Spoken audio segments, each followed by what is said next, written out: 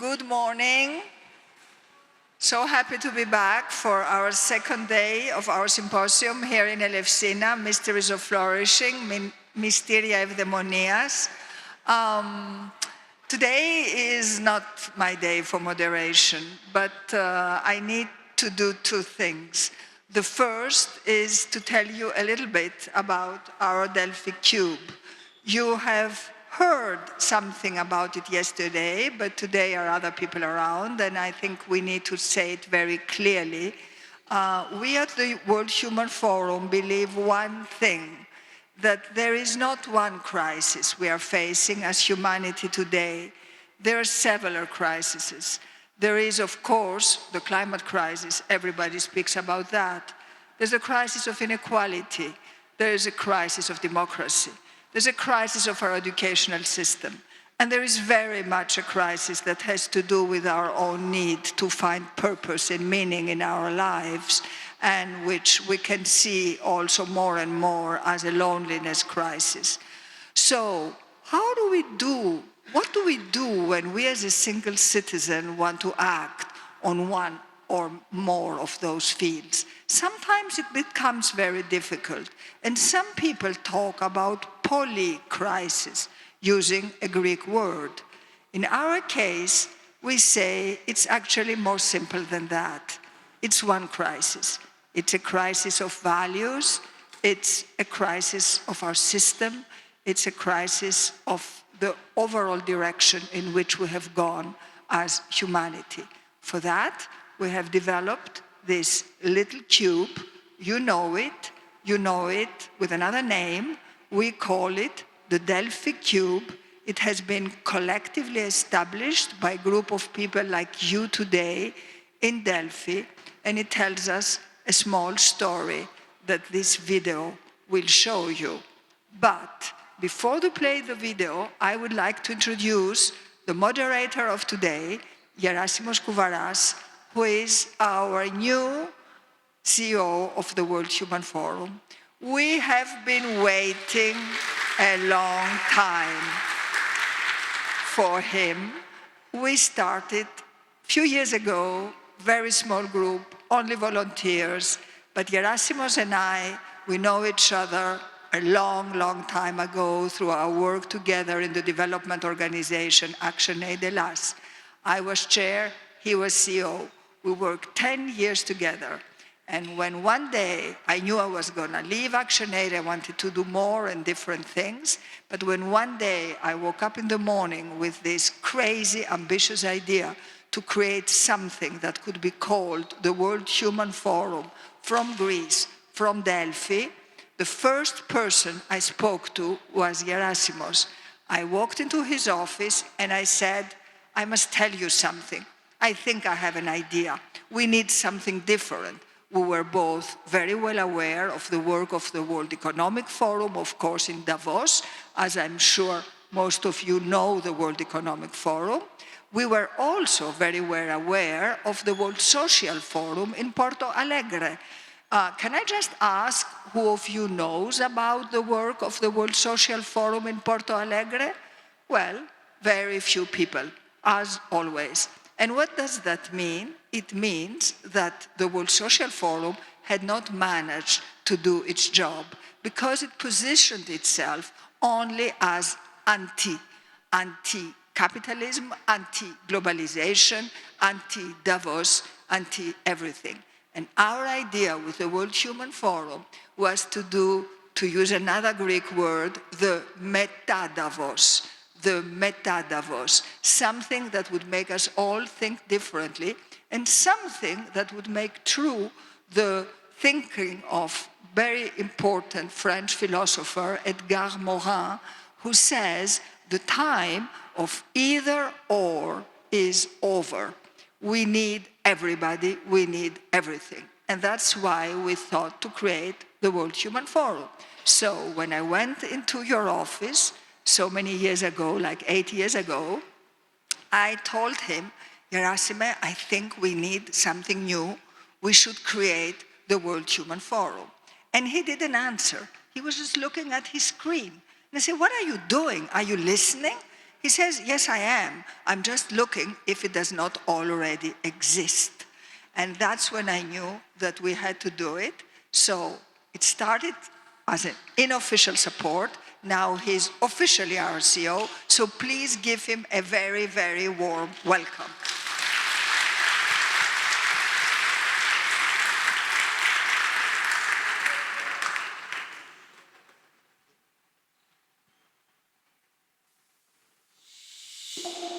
Have you ever wondered, can we fix the climate crisis without fixing democracy? Can we fix the democracy crisis without fixing education? Can we transform the world without transforming ourselves first? And finally, can we achieve these goals without art and technology? That's why we need a sense-making tool, a three-dimensional way of thinking and acting, a new kind of cube, a Delphic cube. 6 sides, 1 human narrative, prioritizing sustainability, based on democracy, enhanced by education, enlightened by inner transformation, powered by science and technology, inspired by the arts, and above all, triggered by integration. Because we don't win if we separate. We win if we integrate. And everything comes together when we break the silos, when we connect the dots, when we always keep human at heart. The Delphic Cube, a new holistic interdisciplinary approach and methodology based on collective intelligence, introduced by World Human Forum, co-creating a genuine ecological civilization. So, thank you, Alexandra, very much for this warm welcome, and all of you. We are here today to unlock the inner skills, the inner development goals. May I ask, first of all, how many of you are aware of the Sustainable Development Goals?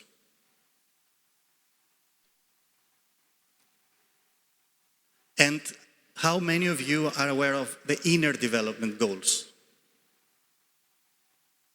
Well, not that bad. But still, there are a lot of people, I think, that they are not so much aware. So the idea is that we will introduce them today, but we will start a little bit more interacting. Does any of you doesn't have a paper clip and a question? Is there anyone that doesn't have a paper clip and a question? If somebody doesn't have, yes, please. But what you need is to have to pair with a person next to you, but ensure that you will not have the same question. So the white and green helps this, because the white and greens are all different. But if you find somebody with the same color, at least check that you don't have the same question. Okay, so just pair, and there is another person there.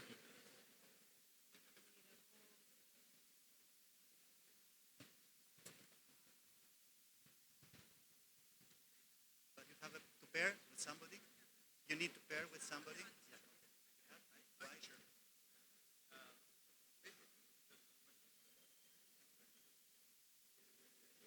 Yeah. I'm sure you all know how a paperclip is, but it's better that you have. Have you got somebody had the box with the paperclips? So, Stella, you have the paperclips with you? So there are people that they need one. One paperclip or a question? Okay, the questions are there, so okay. So, the invitation is that you pair with somebody that doesn't have the same question, and all the questions are about this paperclip. Not this particularly, but about the paperclip. But you touch the paperclip, you have your own paperclip, so you can relate to that. So the invitation is that you will ask the question you have in front of you to the person next to you, and the person next to you will answer this question, and then the other person will ask you the question they have. They are not the same question. So let's take 5 minutes for that, to share, 2 minutes responding and 2 minutes listening the response from the other. Okay, just interact with these questions.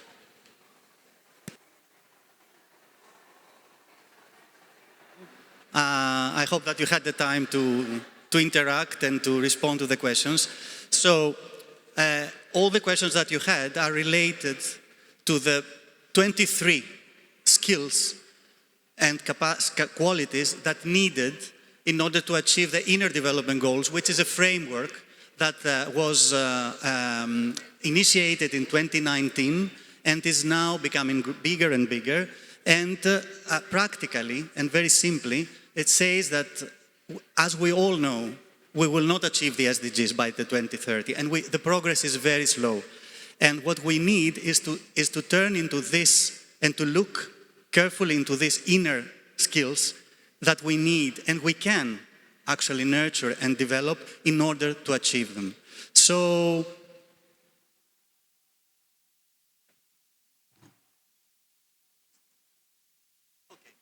the first question, who of you had one? Please, let's make a round because we have 23 of them.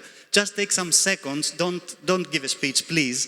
But somebody that had responded to this question or listened to the response and want to share, we will take one only answer into every question. So if a paperclip had to choose between holding together a few pages or a large stack, how might it decide where it's needed most?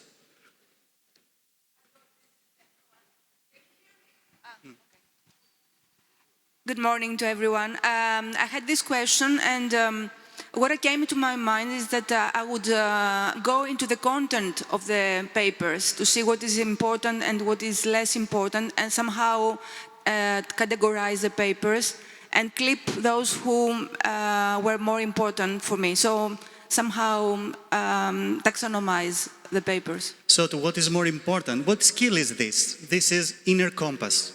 Is the first skill. Inner compass is about remaining true to our values, to the content, as you say in this case. So, the second question. If a paperclip gets bent, how could it still stay useful without trying to be perfect or changing its purpose? Somebody? No one? I mean, if it is, loses its shape, you can still pierce the paper. Pierce the papers. Yeah, in order to keep them together without losing the purpose. Otherwise, you can fix something with it. Here, the skill is integrity and authenticity. How we remain true to our real purpose. The third is, what different ways can you think of to use a paperclip aside from its usual function?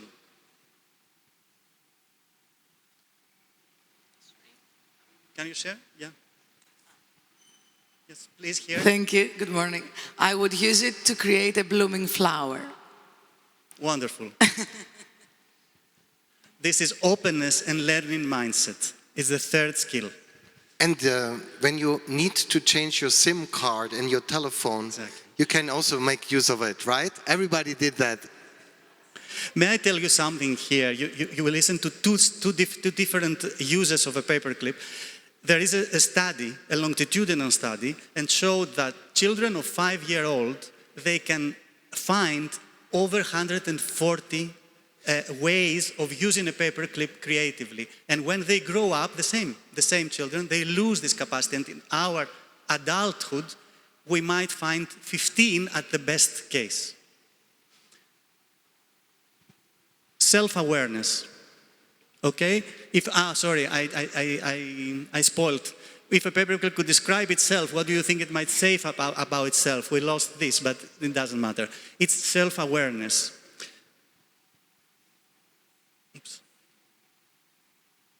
And what do you notice when you simply hold a paperclip and focus on it for a few moments? Who wants to answer this? Yes? It's going around and around itself. It's going around and around itself. The wire. It's presence, Eleni. It's the fifth skill of which is to be able to be in present. We listened so much yesterday, and from Sister Aruna and from everyone here, how important it is to be able. Yes, please? Loud, please. Ναι. Έχω την αίσθηση ότι αυτό το απλό πράγμα κρύβει το σχήμα του απείρου μέσα. Αυτό το... Ναι. Wonderful. It's, yeah, our friend here says that the paperclip's shape has the infinity symbol. Yeah, the infinity symbol inside. I've never thought of it. It's wonderful.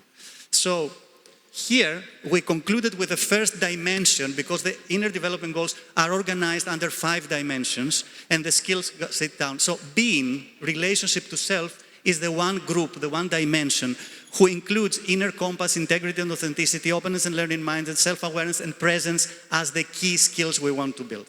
Let's go further now. Could you identify a problem which could be resolved by one or more paperclips? Just have the microphone. To use it as a reminder and against disorganization. I mean, it helps us organize papers. So we listen to a critical thinker now. Critical thinking. Then the paperclip seems simple, yet there is more to it than meets the eye. What are some aspects of it that you hadn't considered before doing this exercise? Is there anyone that had this question and want to answer? Yes? I mean, the paperclips that you distributed had colors. So it's not only a form, but it has also some kind of a difference. So they are all the same, but they are all different. And you can make use of the different colors, of course, in a certain way, for example. Everything that is simple is not just this, there is complexity. And having complexity awareness is extremely important skill in order to understand the world around us. If you were to look at a paperclip from multiple angles, how would your perception of it change?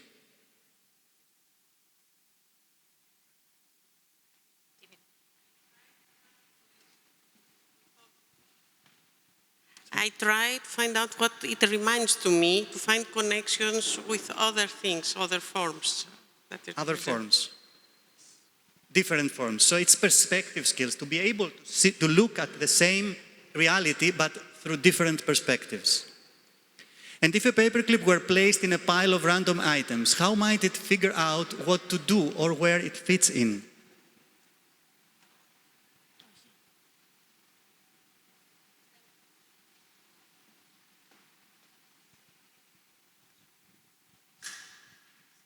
Change its shape and use it for hanging, like on my Christmas tree. I open it up and I hang the Christmas decoration. Okay. This is about sense making, how we make sense, and in disorder and in chaos, how make sense of things. And how could you imagine a paperclip being replaced in the distant future?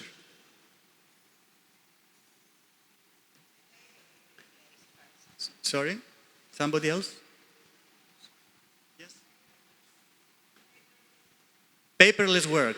So it will, in a paperless work, you wouldn't use the paperclip for this purpose. So this is the long-term orientation and visioning, which actually concludes with the second dimension, which is thinking. It's being and then thinking, the cognitive skills we need. And all this list are the skills that are associated with this dimension. So what small but valuable qualities of a paperclip do we often overlook? Have you identified any of them? No one? It's appreciation. It's if you manage to identify something that you have overlooked, then you practiced with this exercise appreciation. What do you imagine it's like for a paperclip when it links with another? How might that connection change its role and purpose? Now just realize that I have a screen in front of me. Yes? Oh, thank you. I was thinking maybe the whole is greater than the sum of the parts. So you put 2 paperclips together, and now you have something that's greater than each item alone. together. And this is about connectedness. Exactly. Does the significance of the papers change how you view the role of the paperclip holding them together?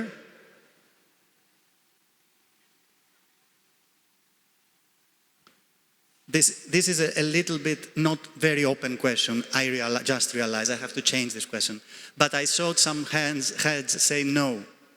Actually, this is about humility. It doesn't matter what is the significance of the papers. That doesn't matter on how important is the role of the paperclip. And then how does a paperclip feel when it's been broken by somebody? Did you answer this question? How would you feel if you were a paperclip and you were broken?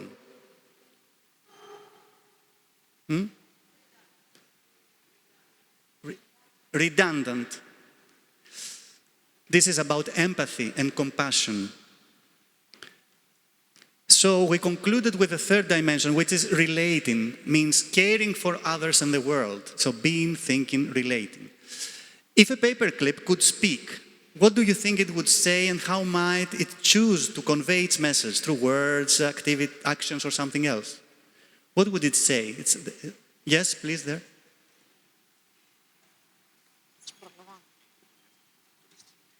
Hi, I think it would say about the human relationships and business world, because we have it in our office, and probably convey its message through actions and taking forms with objects or alone. Great. So it would apply communication skills to do this. And then, if all the people in the room worked with others to make something new using their paperclips, your paperclips, what would you create together?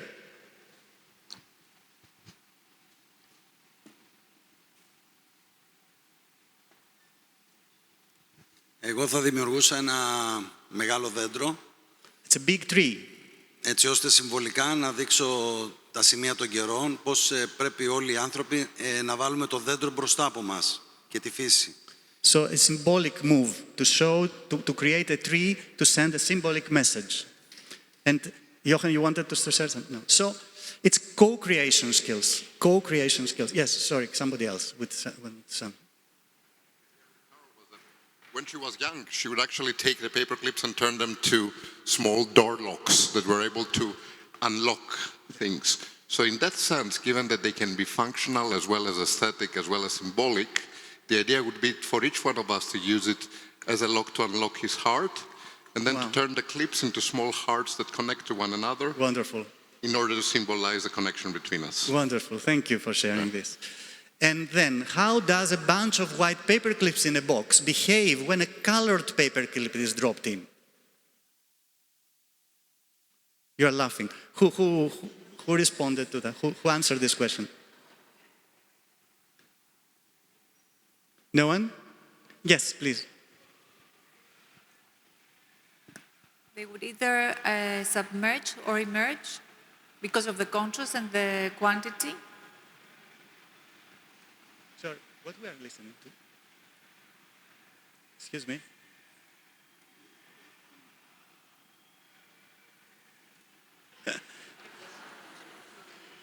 We have fans in this session. Please tell it again, sorry about that. I was thinking about they would either emerge or submerge the clip that has a different color. Yes. But this is about inclusive mindset and intercultural competence, okay? This is the role of this colored paperclip there.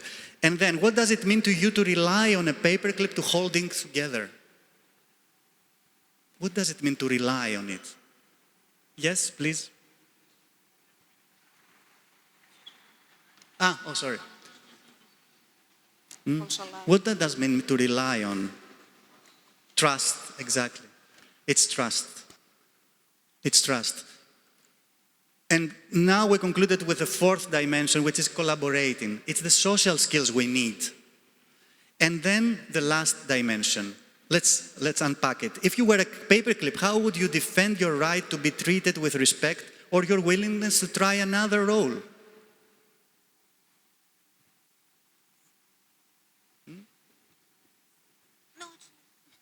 Maybe I would say that this shows a thing or two about resilience and that the word popped up immediately, and courage, of course, and strength. Sorry, I pushed this quickly. Thank you. It's about courage, showing courage. And what's the most unconventional way you can think of to use a paperclip beyond its basic function? I'm sure you had a lot. We heard a lot already, but I mean, somebody that feels that it has a very unconventional way. A friend of mine is wearing paperclips like earrings. So she transforms them into something glamorous. Maybe in gold. So it practices creativity in that sense. Despite its simplicity, how might a paperclip inspire confidence in finding solutions, even in challenging situations?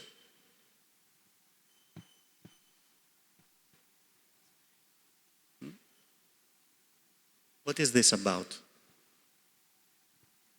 This is about optimism. This is about optimism. And then how could we keep using paperclips in the digital era? Yes? Sorry? I was just playing with it and I invented a new iPhone holder. Ah, wow. Great.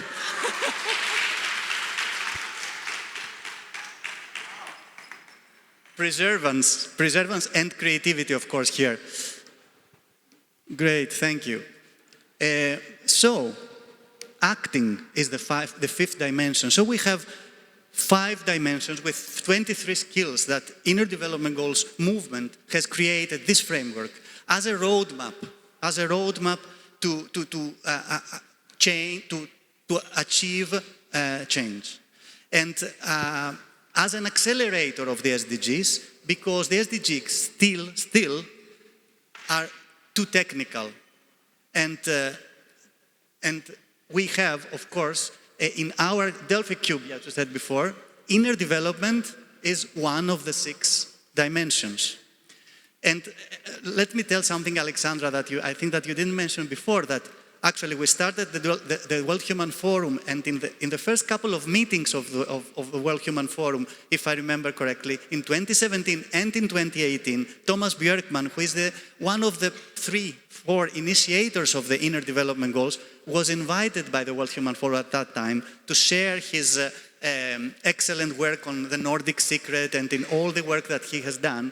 And in 2019, after these two years in Delphi, he created the inner development, started the inner development movement. So I think that we could claim, it's fair to claim that we have contributed as World Human Forum to this initiative. And of course now we are part of it as well. We are part of it because we, as Otto Scharmer say, we can only change reality by changing the inner place from which we operate. And Otto Scharmer is one of the important academics and scientists and people in this ecosystem that is very important in the movement of IDGs. IDGs is the Inner Development Goals. And he's from MIT, yes, sorry, I should tell you. He's at MIT.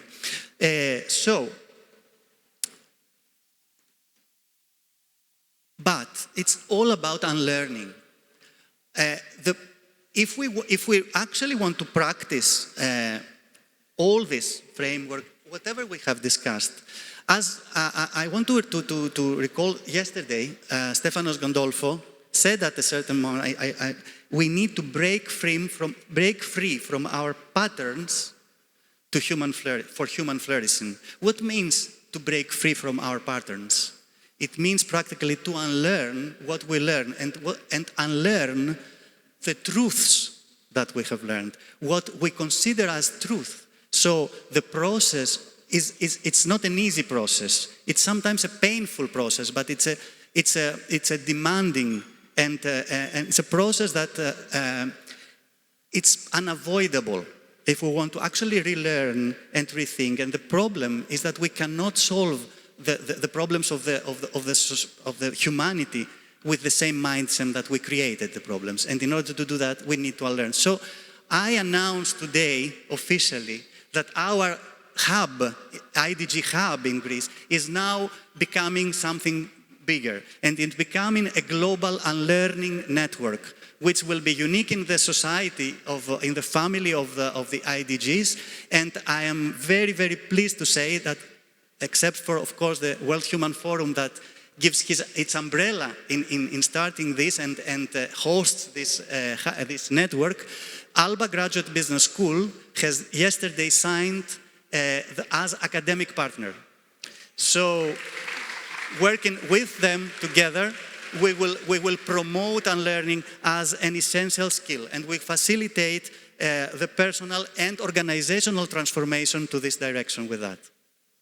So, thank you. Thank you if I take, sorry if it took some more time, but I think that talking about such abstract ideas without only by presenting them or making just questions that are still abstract, it doesn't help a lot. I hope that you enjoyed a little bit more this embodied cognition that is behind this and the symbolic and metaphoric way of learning, which is part of the unlearning process actually to work with everyday objects as a paperclip.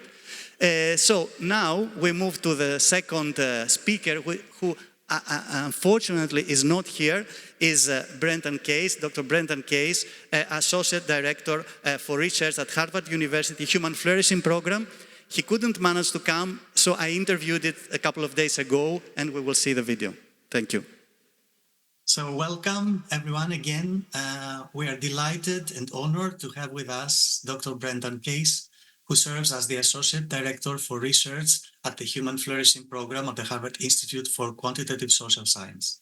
Dr. Case's significant contributions include, among others, authoring the book The Accountable Animal, which explores the themes of justice, justification, and judgment in relation to the concept of accountability. His work in progress includes a long-term project developing a theological account of love that brings fundamental Christian convictions into conversation with classic debates in moral philosophy and contemporary discussions in the social and behavioral sciences. Before joining Harvard, Dr. Case earned his theology doctorate at Duke Divinity School and served as a postdoctoral research associate at Baylor University's Institute for Studies of Religion. So, dear Brendan, on behalf of the World Human Forum and the second Eleusis Symposion, I warmly welcome you to the session Inner Development for Sustainable Development on the Road to a Flourishing Planet for 2030. Our audience has just been introduced to the Inner Development Goals, and we're eager to learn more about the Human Flourishing Program, which was founded in 2016, 3 years before the IDGs were introduced. So, what is the purpose of the Human Flourishing Program, and what need does it aim to address?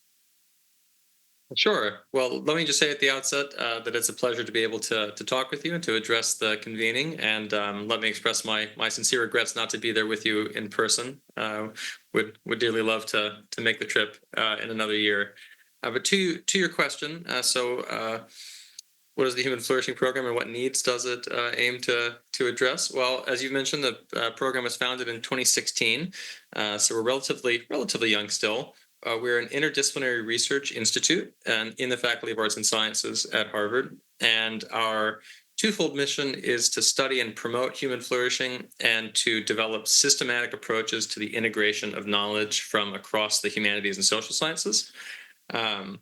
The first half of that mission essentially means that we attempt to better understand the nature and the distribution and the determinants of flourishing, understood in a very broad sense. The model of flourishing we use defines flourishing as a state in which all aspects of a person's life are good, including the contexts and communities and environments in which a person finds him or herself. So that is about as capacious as it could be, as you can be quite deliberately so. And this is one way of addressing the need question, which you raised. So I do think this is changing some, and the IDG and associated movements might be a part of that. But for a long time, the study of positive human outcomes has been unhelpfully focused, has been focused to an extreme and perhaps unhelpful degree, maybe I should say, on a narrow range of outcomes, including economic outcomes, health outcomes, and more recently, happiness or positive emotions, subjective well-being, broadly speaking. So you might think of very influential and important tools like the World Happiness Report, which essentially ranks the world's countries on a single indicator of subjective well-being. Our view is that a flourishing life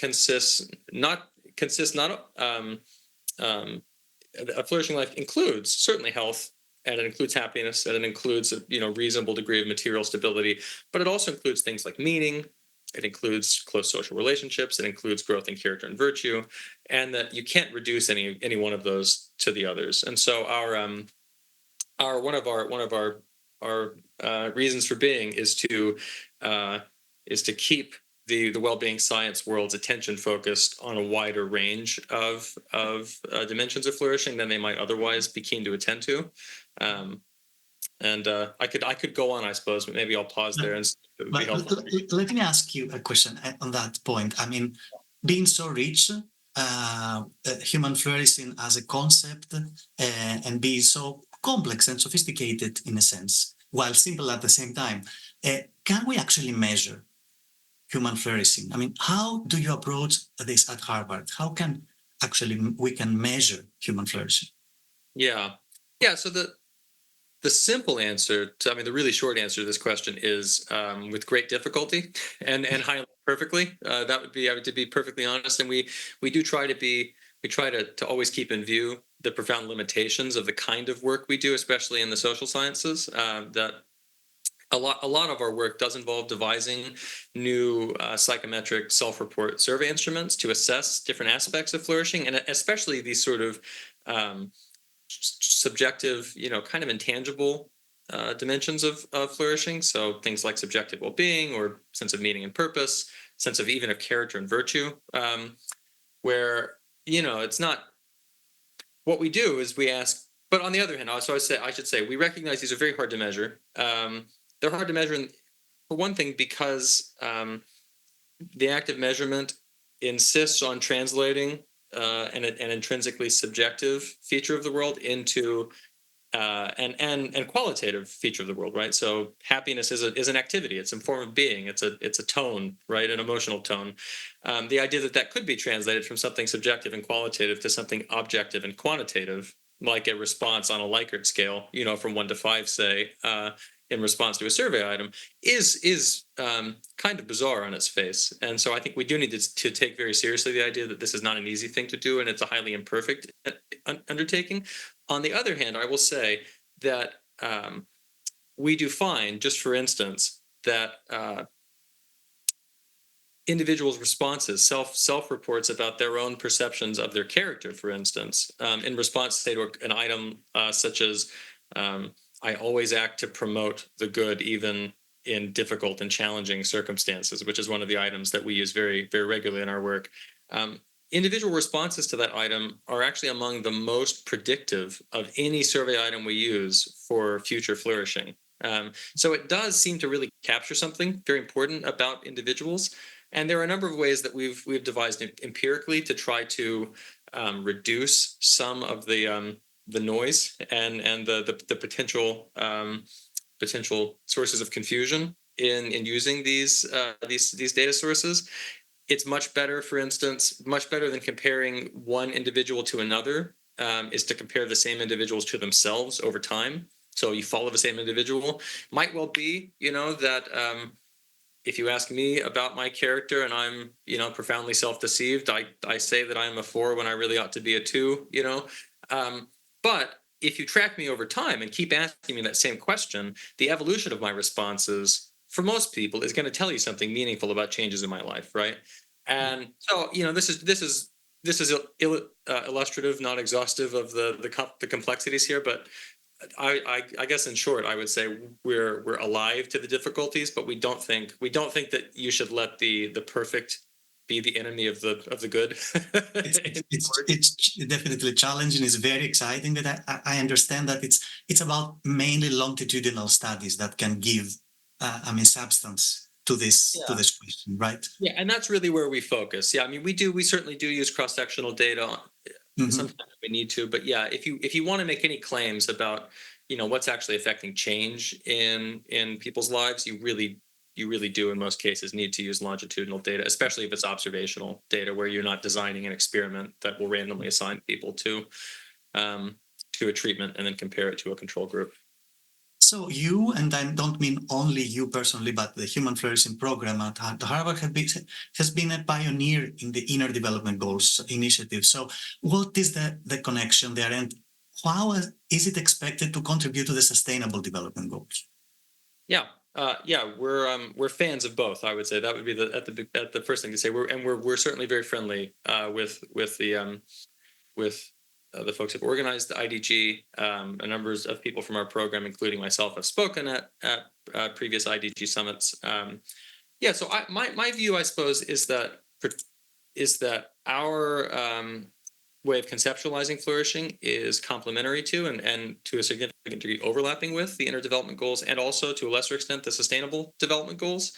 So I mentioned our kind of 5 domains of flourishing. Those are subjective well-being, physical and mental health, character and virtue, meaning and purpose, and social relationships. Now, those, particularly character, meaning, and relationships, have significant overlap with the Inner Development Goals. Obviously. With the being, relating, collaborating. Yes, exactly right. And and I do think that one real area of kinship between our program and the IDGs is the idea that it's not enough just to focus on these sort of external material markers of flourishing, that actually interstates matter a lot, and the kind of person you're becoming matters a lot for determining whether an individual is flourishing or whether societies are flourishing, and that we really neglect those apparently more subjective, squishier concepts at our peril. I would say we're very well aligned on that score. Now, we are our program mission is not linked directly in any way to the Sustainable Development Goals, although again, I would say we're broadly speaking, and I say we here in a very general sense, the program has no official position on any of this, but we are broadly sympathetic to the Sustainable Development Goals. And I do think one other important area of overlap with the SDGs, which is not shared to the same extent with the IDGs, is that we also focus to a great extent in our program on a set of core pathways to flourishing, which are really focused on core institutions that are central in the lives of many, many people around the world. And so those are marriage and family, religious communities, work and education. So in our view, those 4 institutions, broadly defined, are really critical in the lives of almost everyone in the world, and to one degree or another, in facilitating growth and flourishing, and really, the transition to fully functioning, normal adulthood. To be honest, I mean, we all need these institutions. We rely on them to a great extent, and the Sustainable Development Goals, of course, are not entirely, but to a great extent, are focused on really targeting aspects of those institutions, particularly in developing countries, to help them become more reliable pathways to flourishing, whether that's through promoting health, ensuring equal access to education for all children, ensuring safe home environments, and opportunities for families to make the choices that make the most sense to them about where they live and how, so I do think that area as well. I mean, this is one way of illustrating the capaciousness of our framework. That we really don't want to play either the inner. We don't want to play the inner off against the outer. We want to see these as working together in very important ways. As complementary, yes. Yeah. So I would say that in my mind they do, and this is the logic I think of syncing the IDGs up with the SDGs is that we need that complementarity. I also see overlaps, and this is great, with the World Human Forum's interdisciplinary approach and the Delphic Cube, for example. And I want to stay, and this is my last question to you, particularly in the role of art. In your view, what is the role or added value of art in promoting human flourishing? Yeah, I love this question, and I have to say I've been much provoked in my thinking about this by conversations with those of you at the World Human Forum. This is an area I mean, as capacious as our research agenda is, life is short, and this is one area in which we have not yet done a great deal of either empirical or conceptual work, I think, within our program. Although we can work with on that. Yes, coming. Yeah, that's right. We need to work together. We need more partners. That's right. Yeah, but I would say, I mean, to my mind, and thinking here, as much, to be honest, as a lover of art, and someone who speaking as an amateur, as much as an expert such as I am, I would say, to my mind, there's a very strong case to be made that, conceived in the broad sense of practices and experiences that involve a kind of aesthetic sensibility, which, I mean, these are complicated questions about what that actually is. What you're doing when you make or perceive something as art. But broadly speaking, art is an enormously important pathway to flourishing. Probably could be set alongside the other four that I mentioned before, and often is braided within them, of course, in education or in work for many people, or in family life. Maybe less so in the developed world today, in the homes, than it used to be. But once upon a time, people had pianos in their homes, and made music together at night. Yeah, I mean, I think that it's, just objectively speaking, it'd be very easy to make a case that it is one of the central pathways that people exploit to make meaning in their life, to develop their formation, both intellectually and morally. It's right there in Plato. You have to get the music right, in the Republic. And I do also think, I think it's an important pathway, certainly for fostering flourishing of certain in many domains.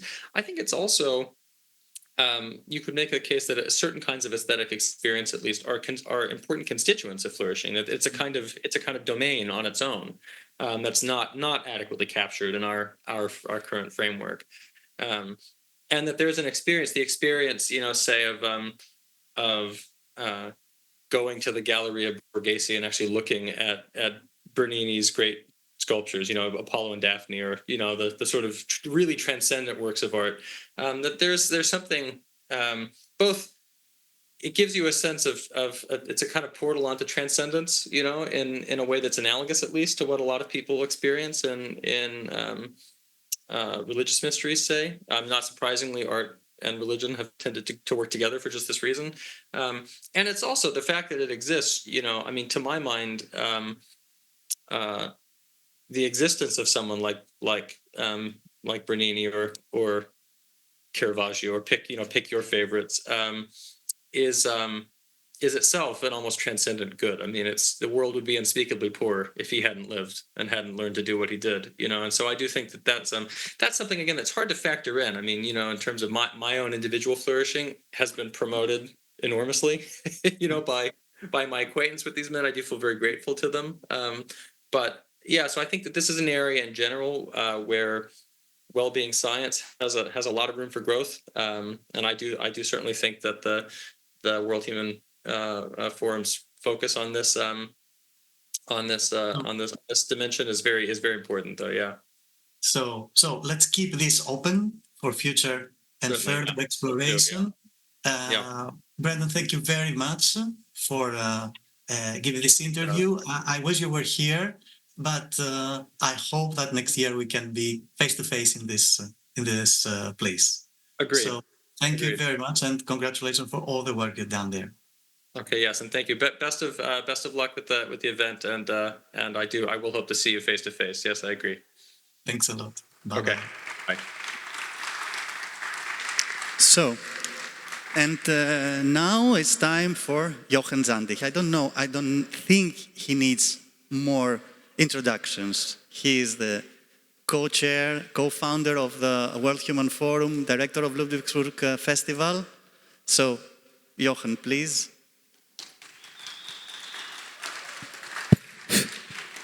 So, it's about the arts. I'm a man of the arts, and that's the moment where I would like to celebrate all the artists in the room, starting with Maya, who was dancing for us last night.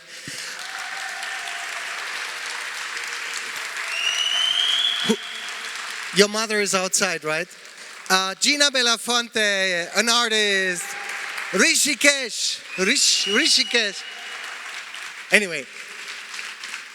But as Joseph Beuys said, we are all artists. Everybody of us can be an artist. And when Alexandra Mitsotaki and me met in this historical plane ride, two persons met that needed to match. She's coming from the world of politics and philanthropy, not being a politician herself, but being involved in global issues. Me being an artist and creative person and a cultural entrepreneur, seeking for purpose.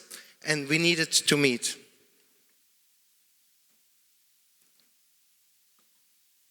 This is water. It's transparent. Tastes like nothing. But we would be nothing without water. 80% or more in our bodies is consistent of water. The famous cook Ferran Adrià started a speech once. If you know about cooking, you have to start with water. We all cook with water. And the most clear thing, the most obvious thing is sometimes hidden. When they called the World Economic Forum, isn't it bizarre to solve the global issues only from the perspective of economics? It was such a brilliant idea, like a glass of water, to call out and start and found the World Human Forum, because nothing in the world on the planet can be solved without us, the humans. So dear sisters and brothers, as Sister Aruna yesterday called, we need to stick together. I go very quick, because we have very little time, through what I changed and transformed in 3 cases, very quick. Can we go to the next slide, please, Mirto? I have this thing. Does it work? Yeah. Well, what would you see in this photo? He knows it already. That helps me to be quicker. It's actually this photograph, photo 51, made by Rosalind Franklin. She made the first X-ray photo of the human DNA in the year 51. And our graphic designer at the Ludwigsburg Festival, where I started to work 5 years ago, finished now, but we transformed the corporate design, and actually, maybe it comes later. I was sticking with the SDGs when I developed the program for the festival, and I met Amina J. Mohammed. She's the Vice Secretary General of United Nations. And I need to share this story with you. I told her I have a vision. I want to transform a festival with 90-year tradition into a festival for the arts, democracy, and sustainability. Why did I do that? Because I started the World Human Forum before with the team of partners. And I felt so inspired that I said, this festival needs to largen the content. It should become a festival for art, sustainability, democracy. And she looked at me and said, well, that's such a great idea, Amina. It was in January 2020, just before the pandemic happened. And here is what she said. We developed, as United Nations, the Sustainable Development Goals. It's the roadmap for a better future, but it doesn't help that anybody takes this road as long as they are not emotionalized. And we need desperately the arts, music, and dance to set people in motion. And I think that is why arts and artists, and Gina calls them the activists, the artivists, are so much needed. I just wanted to show the transformation before we go to Delos. Is it ready, Mirto? Okay. I wanted to show you very quickly how our graphic designer transformed from a very different corporate design using the SDGs in a creative way. So she's just uploading. Are we ready? Here we go. So starting with the harmony in the music, we designed 3 keywords always. Schlossfestspiele, Ludwigsburg Festival. So all the programs are in 3. And this is the old logo of Baden-Württemberg, and we used the 17 development goals and transformed them into these 17 colors. So that's what the graphic designer did, in fact. And he put all the photos that we used and made them colorful. So that's the design that got really awards, many awards, and it's quite special. So I have a little trailer for you. Can we play the video, Mirto, quickly? The short video with the SDGs?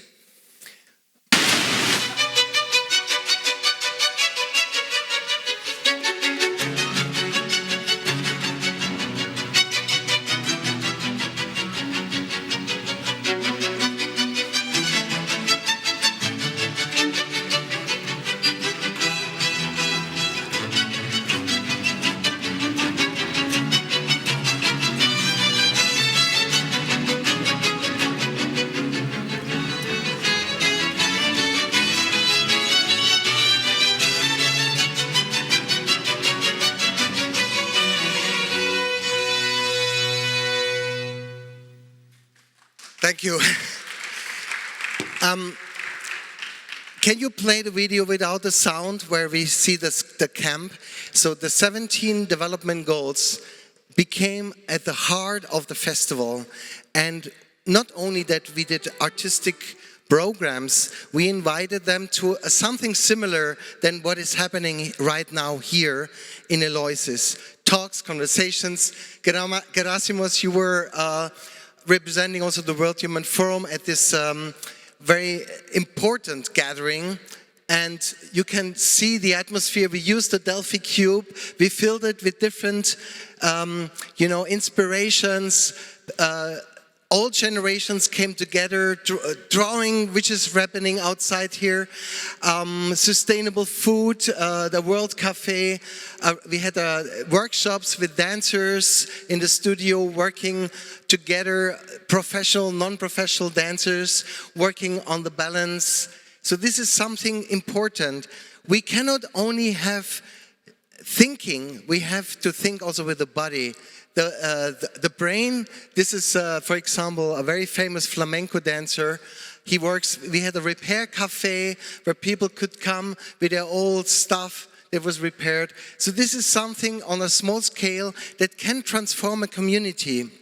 But we cannot transform the world as long as we not transform ourselves. And I think this is leading us to our next projects.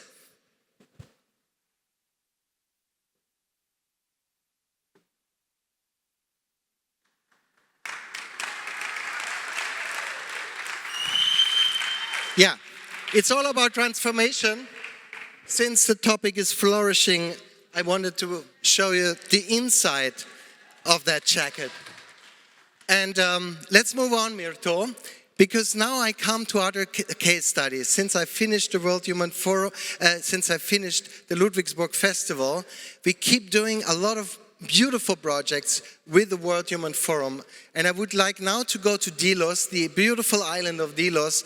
Many of you have heard about it, that we are doing yearly an event. And the second big event we did together with Arte was the live screening of Vivaldi's Four Seasons, played by the European Youth Orchestra.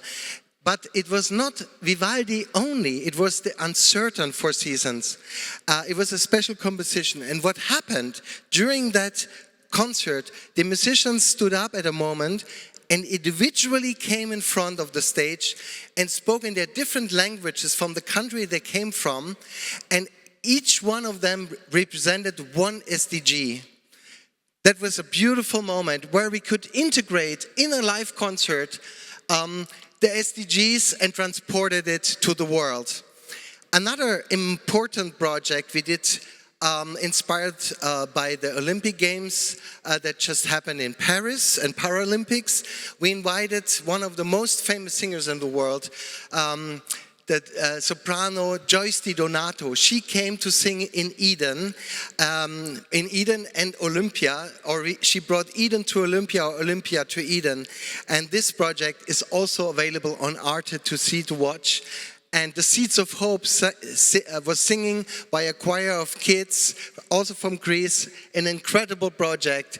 Here you can see Joyce Donato with the musicians of the orchestra Il Pomodoro. To finish my little presentation, I not only want to get stuck with the classical music, we have also observation and research with the World Human Forum where we try to follow what is happening in the world of pop music. So we have discovered that an important group, actually, are you ready? It's actually the tour, the last tour. Now help me. That's really interesting. What's the name? Yeah, of course. Anybody knows Coldplay? So here we are. Coldplay worked together with SAP, and actually what they did, they tried to figure out really excited about all what of the things that we have you can do to be more sustainable as a visitor to get to their concerts. So here you can see people on bicycles creating their own electricity. That's what I used to do with my little music machine. I do it with a dynamo. And it's important that you understand when you go to a concert, of course the footprint is huge. So they tried everything that the visitors have a lower global footprint for the CO2 emissions. So let's watch the end of the film. A more sustainable tour. And actually after a minute we figured out, hey, with their wish and our technology, this is the perfect match.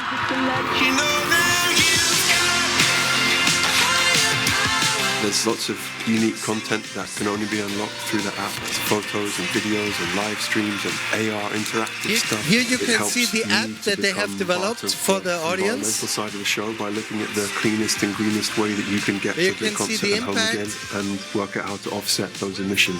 Knowing the impact that your travel is going to make and that you have other ways, because sometimes we just think, I'm going to take an Uber because it's easier. But no, like we calculated today and the Uber was the same time as if we walked. Let's team up to make this tour as sustainable as possible. This is SAP, this is our commitment. So this is not a promotion clip for SAP who developed it, but for how technology can work together with the arts. And now what's happening, there's a big movement all over the world where art institutions are trying to figure out and evaluate what it means that how artists are traveling to a festival, how the audience would travel, how we can keep the footprint as low as possible and be sustainable as possible.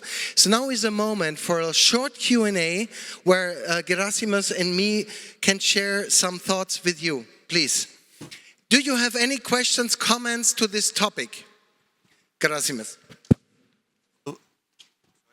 Can we? Okay. First of all, thank you. Thank you, Jochen, for this presentation. It was quite a rush. I felt a bit squeezed because our time is so short and precious. But we have enough time those days also to discuss things, explore things. You will also see the Human Requiem film tomorrow. For those who were the archaeological side, that is also a project which is deeply rooted with sustainability, because there's nothing more sustainable than a human existence in a long term, generations over generations. But back to so the floor is open for interaction, for questions, for comments. We've got some minutes before the break. Maybe you're ready for some dance. I would suggest something, if there are no questions yet. You have a notebook in your bag, a small notebook. So I would invite you, after the inner development goal skills the 23 that you were exposed, to just write down for yourself one of the skills that it captured your attention, and write it down and make a commitment for yourself on how you will develop it in the next 3 months. Just keep it there for yourself. And while we are doing this, of course, we are open to any comment or question.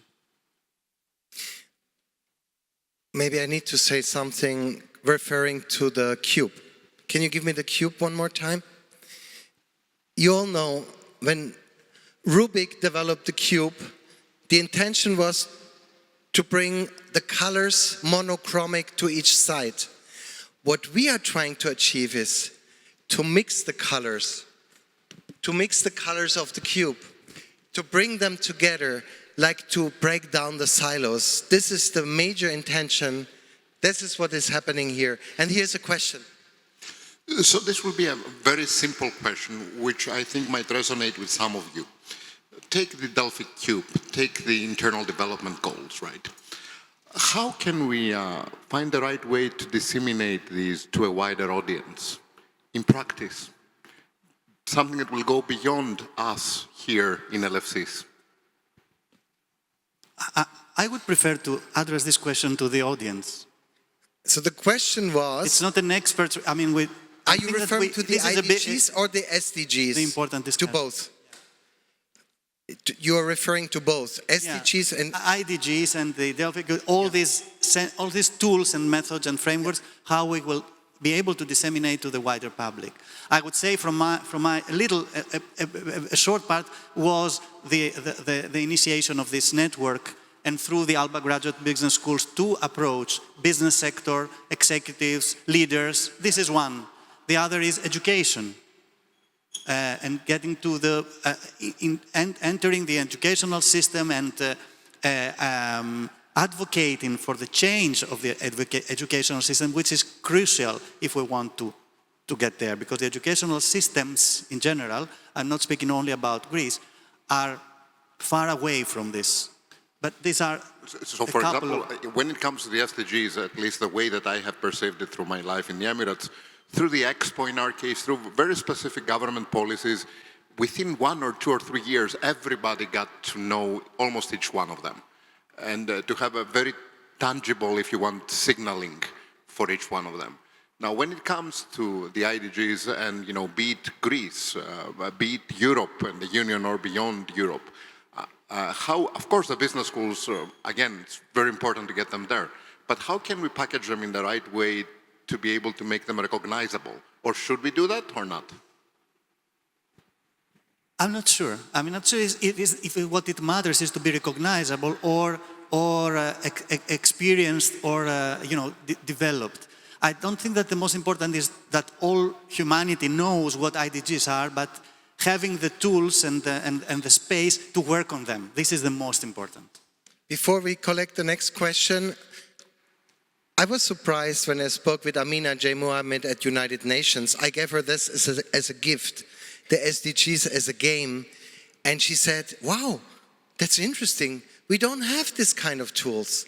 I think we need to distribute it in a playful way, through arts, through games, digital way. I think not enough people know even about the SDGs nor about the IDGs. So it's up to all of us to distribute it. Please, we go to the next question. Can I say something on that? Yes, okay. Sorry, because I find the question very interesting, and also all this change in the system that will come through this phase of awareness that Gerasimos talked about. That is, we bring the tools into the organizations, into schools, etc. But after this phase of awareness, I think what comes, it's also the personal responsibility and also the intention, first of all, of those who are game changers, to change, that is to integrate them into the system, and also, as we say, not only to talk the walk, but walk the walk. And this is what we're missing also with the SDGs, because they're just an outcome. And if we say we learn them, we pass them through to organizations, actually we create compliance. And that's it. Thank you. Maybe first, same question. I just wanted to piggyback off of what she's saying, and you had mentioned earlier. I think there's an opportunity with technology, because I remember as a little girl, when the UN was trying to raise money, they had little children during a time of year. For us in the United States, it was Halloween. and we would bring a little box and everyone would give us their loose change, and then we would turn this in, and that was a marketing, not only marketing, but also a way to raise funds. I feel with emerging media and new technology, there's an opportunity to have conversations with some of the global leaders in game development. I came up with a game that I would love to see created where instead of having to shoot people or acquire things, you actually start with everything, and the goal is to have less. It's a the great goal idea. is to reduce the footprint. And I think that if we can find ways in which to create this experience and some of the sustainable development goals and inner development goals as a tool with a game, and the people, and I mean, it's sad, but it seems like we have to find a way to make money in it for people to pay attention to create it.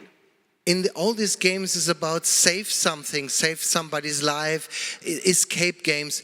It's about save the planet. The SDGs is all about how we save the planet. And it's not only a game, it's reality. So I think it's a brilliant idea. Yeah, save your soul, save the planet. I think there's another question. So if anybody has connection to the game industry, let's catch up with this great proposal.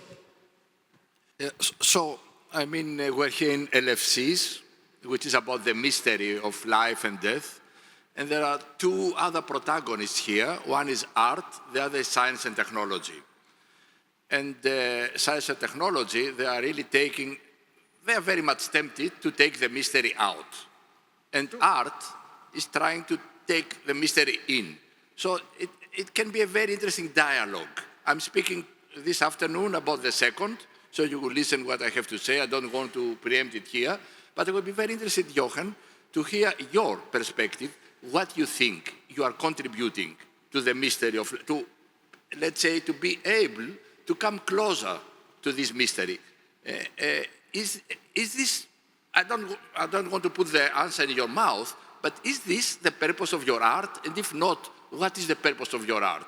Why are you an artist? What are you acting upon? I think what I'm seeking is the deepest possible human connection. That, I mean, to be honest, to answer really straightforward. Yeah, do it. I'm in love with human beings. I just love them. And I think love is the most important energy. Last evening, when Sister Aruna was speaking, it was all about, the room was filled with love. So I think art that can provide this very deep, cathartic experience of a collective group falling in love with each other, that can help us, that we understand that we are one big family. And that is somehow a mystery. On the other side, science tells us that we all have the same relatives. And it's not about unveiling secrets. I mean, Albert Einstein being one of the greatest physicians in the world, if you see all his quotes, he was always talking about the unknown. His most famous quote maybe was when he said, we have knowledge, we accumulate knowledge, we become more and more clever as humanity. But there is one thing which is absolutely infinite beside of the stupidity of humanity. He said, infinite is the human capacity of inventing the fantasy. So the human fantasy is infinite. That's why we say we look for ideas, not for ideologies.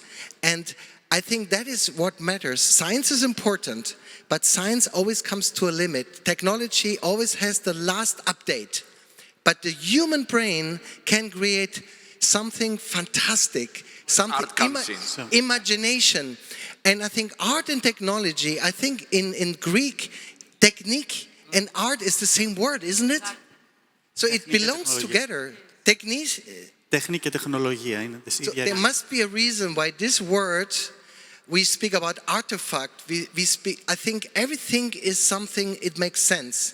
And I think it's important that we break down the silos, and scientists like Otto Scharmer, but even people in, not only in neuroscience, but also developers in the industry, they have to work much closer with human science, with artists. I think we are too much disconnected. And thank you all, because the time of the session is not infinite. We have the lunch out there, so we can still keep interacting and continue the discussion, eating as well. So thank you so much for being with us all this time, and enjoy your lunch.